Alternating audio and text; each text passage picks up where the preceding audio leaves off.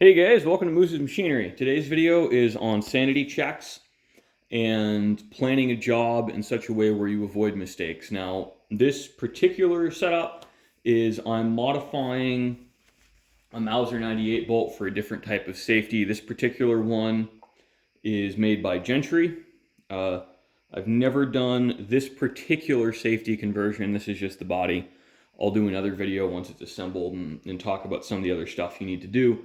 But you've got to be careful, take your time. Now, there's a couple different ways to do it. Now, you can use a scribe, in this case, a transfer punch, and stick this down in there, and you wiggle it around, and you'll see the scratch on the die cam I put on the bolt. But I also use the digital readout and a coaxial indicator to align the part that way, where we'll find center of this and move over on the DRO. And I use the scribe method is what's called a sanity check. It's double checking your work to make sure that you've set everything up correctly, because it's easy to overlook small things with a digital readout.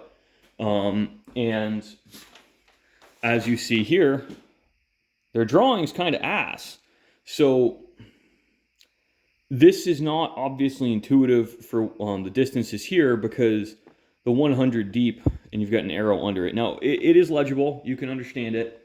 I'm not going to sit here and say this is a useless drawing. Between the instructions and the doodles, you can figure it out. It's just not the most intuitive drawing. It is technically correct. So, double check your work. If you're not sure you're doing it right, stop, reevaluate. There's no shame in setting a part up 2 or 3 times. I set this up twice. I used feeler gauges to make sure that the bolt lugs were clocked perfectly on both sides, so we're as square as possible, because what will happen if I install this wrong, it'll either cam the bolt down or cam it up out of lockup with the safety on. So it's pretty important that we double check, do everything right.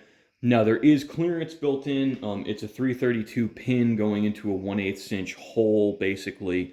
So it's not a huge deal if you have some error in there, but, you know, I prefer to do this perfectly. It is a critical function of the firearm for safe operation. So no shortcuts in that regard. Thanks for watching, guys. I hope you appreciate this video, and it just reminds you to slow down, double check your work. There's no reason to rush through these jobs, especially if you're getting paid.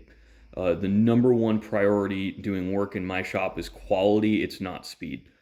And I hope you enjoyed, and I hope this helps you in your machine shop projects.